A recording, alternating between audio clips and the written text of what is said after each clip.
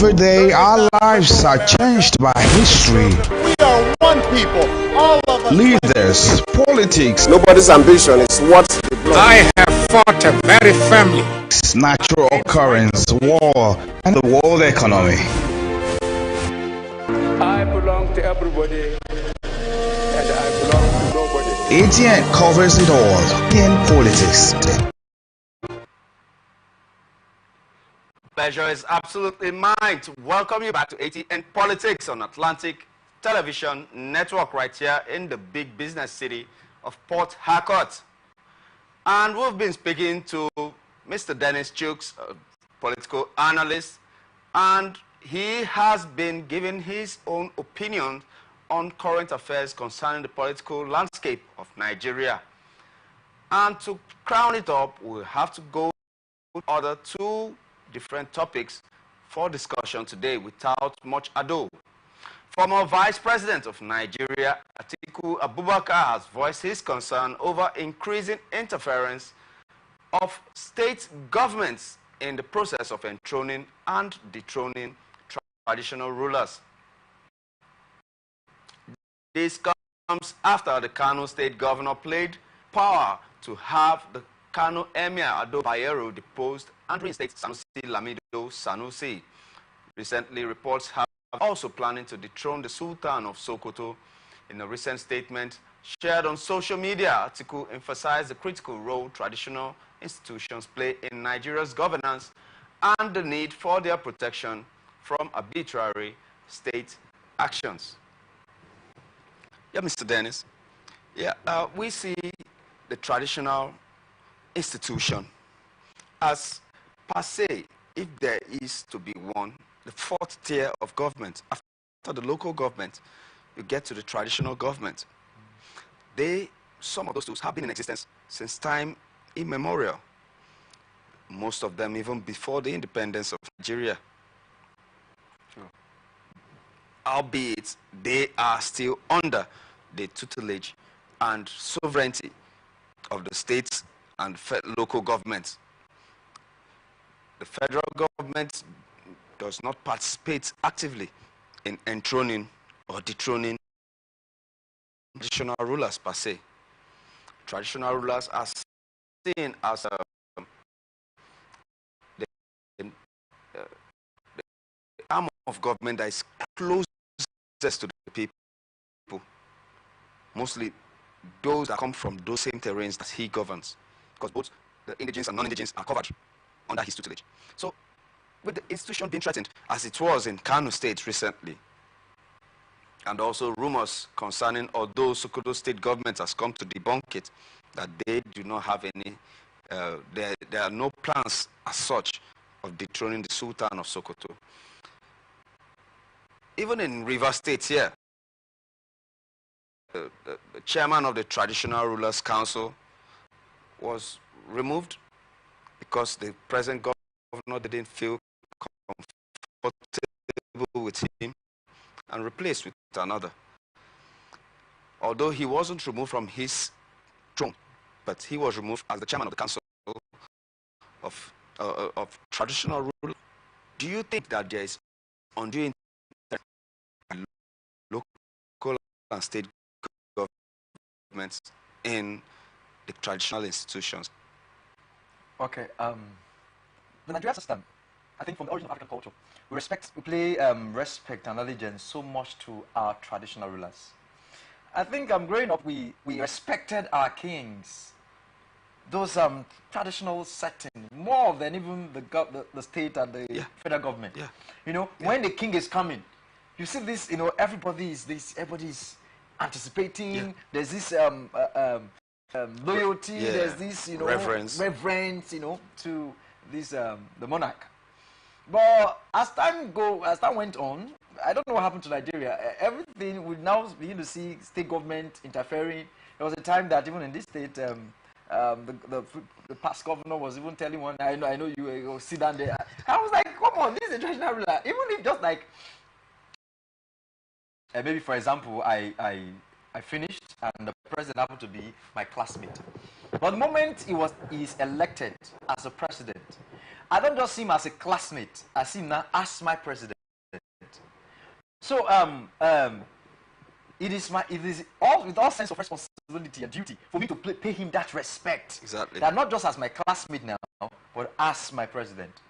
I believe the African culture, we respect our traditional rulers. We give them this premium respect, despite the fact that they are being paid by the state government or the federal government. But the Nigerian government system, even the local government, they are crying because the interference is just too much. From the state, a state governor can just wake up and say, all local government under suspension. I'm not going to give you no payment for this for the next 2 months. And everybody just running under the carpet. And next thing you can say, fine, I want to employ this and that and that. And then they just bend the law, find the law that suits what they say, and off they go. I should believe that there should be this separation of power, and let the traditional rulers be.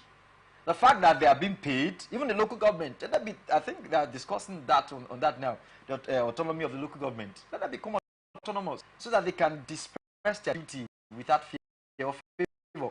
Then if there is any discrepancies in what they do, then they should check and balances, and then they should go for it. But the governor or the president interfering at will or at interval, it's a thing of tears. Okay. What you're advocating, are you advocating for autonomy of the traditional ruler as an institution, as a fourth tier of government, as being that after the local government, which are fighting for autonomy right now, the next arm of government that should be recognized first of all, and then giving autonomy, should be the traditional institutions. Is that your stand? Exactly. Okay, continue.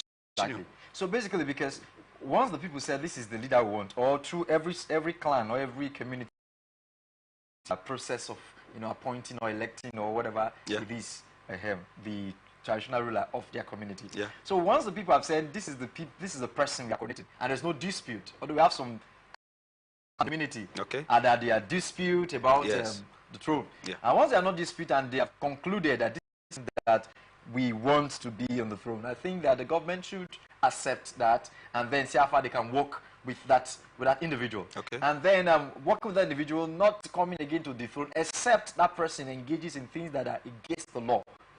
Then the law should not take its course. Okay.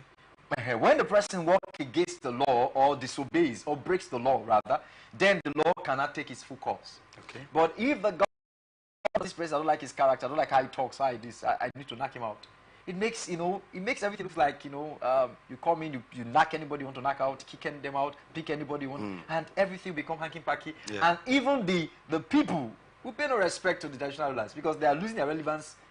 As the day goes by, they are losing their relevance. That reverence, that respect that they command is no longer there. They are losing it gradually. So if we will, and they are the custodians of our heritage and our culture. So, and everything is, no matter how a man is, there's always back to the root. Yeah. It's so pathetic that most of us Nigerians, that when we go out, establish, when we die, our remains will not be brought back to the root. And no matter governors or whatever, most times it's just quite funny. Back to the roots. Yeah. And then they brought the carcass and they brought it back to the roots. So that back to the roots, we despise those ones. And later our remains will be brought back to the roots. It's so pathetic. So I think let's give that respect to them. Okay. So, in that same vein, do you also think that a traditional ruler should be involved in politics? Okay. Because most of the times when you see interference, sometimes, I won't say all the time. Okay. Most of the times that you see interference of the local government chairman or the state governor interfering in some of these political, some of these traditional institutions, it might be because the occupier might be a member of, and he feels that I have another traditional ruler that is in my party. Why should I allow someone from an opposition party to be the chairman of, or to be a traditional ruler in this kingdom or so? So, do you think that is the right of every individual in Nigeria to belong to any party they want to be, or that exclusion should be given to the traditionalists too from participating in politics? What do you say? Okay, well, we are humans. That is predicated on the fact that on the concept of politics. Yeah. You know, politics is a broad spectrum. The Nigerian and African mindset of politics, it's quite sad, because we just think that politics is a do or die, something that you supplant this one, you walk through this one. But the fact is that everything rises and falls down to politics, because even in your home you play politics. Yeah. In the kitchen you play politics. Yeah. The ability to, I want to pick spoon, Yeah. I want to pick pot. Exactly. You're politicking already. Yeah. So politics encompasses the whole. If you look at it, there's politics in everything we do. So in that broad spectrum of politics, I don't think it's bad, because they are humans too, and they have their feelings, and they have those that they go for and those that they don't want to. Okay, in political party participation. Okay.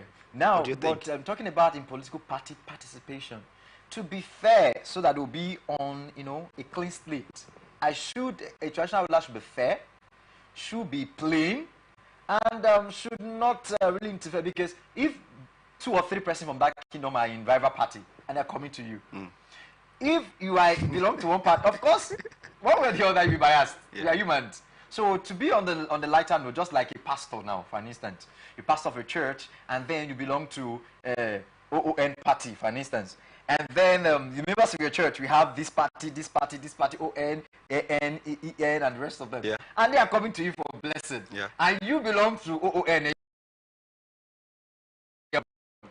Even if I come to you, I do that. I know the mind is. We know we pray in the style based on who they are, and so that their respect to be preserved. I believe they should just be neutral. Okay. All right. Let's move on to the final topic we have to discuss about today. Human rights activist Senator Shehu Sani has alleged that the recent Salah visits by prominent northern politicians to former President Muhammadu Buhari at his Daura residence in Katsina State were strategic moves aimed at undermining President Bola Tinubu in the 2027 general elections. The recent visit by some prominent northern politicians to Daura appear to be the usual Eid homage, but looking deeper and beyond said is surreptitiously a new attempt to build a strong northern alliance using ex-President Buhari as a rallying point to change and evict President Tinubu's government in 2027. Sani stated on his verified Facebook page that who represents Kaduna Central, the 18th, describes the visit as part of a broader strategy to mobilize northern political forces against President Tinubu. All right, we've barely done 1 year. Yeah. But the machinations are in place for 2027. We don't know if we are going to see the end of today. But, I mean, we have already dropped the purview of 2027. I mean, we have a lot of prophets among us. And God has been good to us. So, in that purview, Atiku Abubakar has been busy of late, visiting Ibrahim Badamasi Babangida, visiting the last head of state, Abdulsalami Abubakar, and finally going to see Muhammadu Buhari, the former president. And when he was asked, what is the purpose of these visits you're making, he said, it's Salah homage. And we know as politicians that there are underlinings. You have to read between the lines between these visits. Now, Shehu Sani is, throwing it all out there. Like, this is grooming themselves to remove President Bola Tinubu from office. There's this gentlemanly agreement that the North is going to go for 8 years. Then the South goes for 8 years. Although it's not in the Constitution, for northern politicians to start machinations, plotting to remove the present president right now. What do you think? It's fair, because there's an agreement between them. Although it's just like using Nigeria as a football field. the citizen becomes the spectators. We're just watching them and seeing them play. Exactly. So, and although it's quite sad, but I'm just talking based on Nigerian parlance. I'm talking about our system. Yeah. Because our system supports corruption. Yeah. The system, even an angel comes to rule Nigeria, that angel will corrupt. Definitely. Because the system hates and supports corruption. Wow. On one line, we can say that it is fair based on the South, because I'll let me a little bit biased here from the South. You know? But from another perspective, we will say that what goes around comes around. The same thing what the recent president did. When Goodluck Jonathan was there, and then they wanted to knock him out. They started on time. They started canvassing and campaigning and like that. Even when Buhari took over, Bola Ahmed Tinubu then started his own. So and that is how the Nigerian culture of politics has been. So each regime, as the elections come and go, the next they start planning for the next, and they start teaming up together.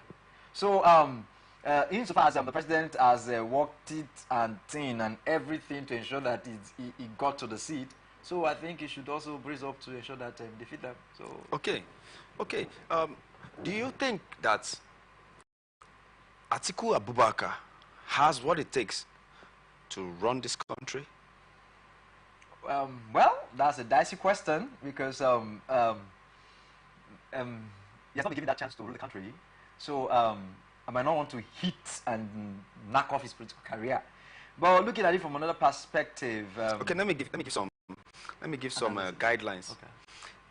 Being per se that he was a former vice president of this country, and also being that while he was vice president of this country, Bureau of Public Enterprises, he was in charge of privatization. So that's having a lot in your kitty bag to know where are the issues in Nigeria. Next, he loves Dubai. Okay, with those little pointers, let it be that you use that as a pointer to analyze and see if he would be a better president than what we have now. Okay, I'll just take it from two perspectives.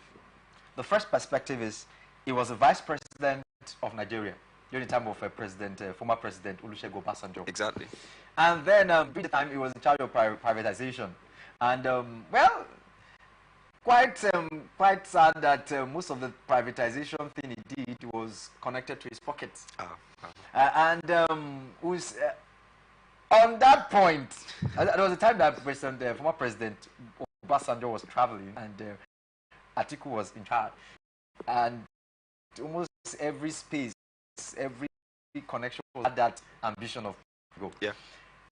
From one perspective, I would say maybe perhaps he knows part of the problem, because there was a time the former head of state Babangida wanted to come out for presidency, and his campaign was, we will be part of the cause of the problem. We caused the problem, so we can fix it. So what he was saying, we're like, we are part of the problem, so we can fix it. Exactly. We are the one that caused it. I'm not that made it like this, so give me to fix it. Exactly. So when I say, oh, so you know that you are part of the problem, but nevertheless, he didn't really see his ambition didn't see the light of day. But from that perspective, I say, okay, they were part of the problem. They caused the issue. It's still of tears. What the politicking both of the power sector and everything. Exactly. And then from that perspective, saying that he knows they caused the problem, so they know how to tie the knot. And also from that perspective of the Nigerian politics per se, most of Nigerians are gullible and they can be manipulated. And since he knows the terrain of the politics and knows how to let's say defeat the cabals, because I think that was one thing that affected our dearly beloved former President Jonathan. The cabals, they were all out. They were all out, and he couldn't really know how to tame them. Exactly. Perhaps because he was a man of the class and a man of the board, not really a man of help. So perhaps that really also, he had a soft heart and he couldn't just, give it all, flog the child, and then, it was just like a teacher that wanted not to flog. That was too good not to flog. Well, that if he spared the rod, he spoiled the child. Exactly. So from that perspective, that he could, stand with the cabals, because they are the cabals, and tell them that, no, please. From that perspective. But talking about driven and the 21st and this current dispensation president, I will encourage him to encourage somebody that can go on, and he will be respected for that. Who would you want him to encourage? Well, I'm still watching those that will come out for this presidency. So I can't really just unpick because I know that I won't say every person is a saint or this one is a full saint. Because it is noted that although some of them have had, one thing or the other in their position, one position or the other, and how far they could go. So I could not just pick this or this until really watch them. And this election, most of them have not really declared their interest. They just only, so cannot just say, this one is going for. Say, I'm going for 2027 and stuff like that. So when they come up, we can now say, okay, from this person's manifesto and from his analysis and from the antecedent and the previous things he or she has done. Because when you want to come up for president, you don't expect us that it is when you want to come up for president, tell us you do this, you do this. What have you been doing? What have you been doing? In your state, in Adamawa state, in Anambra state, in Edo state, in Delta state, in River state, what did you do? What are you still doing? Understand? So when you come, you know that yes, this person can continue riding on this legacy. Not that, okay, I did it when I was the governor, when I was the vice or deputy of this, but after I finished, I stopped everything. And I now want to go for presidency again, to now start doing what I want to do. No, it is a drive, it is leadership, it is compassion, it's empathy. So you should be able to, even when you finish, the little you can do, it should continue. And it should speak. You're not the one speaking for yourself. The project and everything you do should speak. So I believe that with that, towards the coming out, I want to analyze them and see what their intentions and what they are projecting. Then we can now pick up from that. Lovely, lovely. We've been having a nice time with Dennis Chooks, a political analyst, and I want to say thank you for being with us today on Atn Politics. We hope you make another date. Sure, anytime. It's a pleasure. A pleasure too. Pleasure is mine. And this is where we wrap it up on Atn Politics. Don't forget, you can watch us on our Facebook and YouTube, Atlantic Television Network, Instagram and TikTok, Atlantic TV Network 1. On X, formerly Twitter, Atlantic TV Net, just live on our website, atlanticnetwork.tv. I'm your host, Raymond Ken Mbata, saying peace and unity are the pathways to progress. Keep it locked on Atlantic Television Network.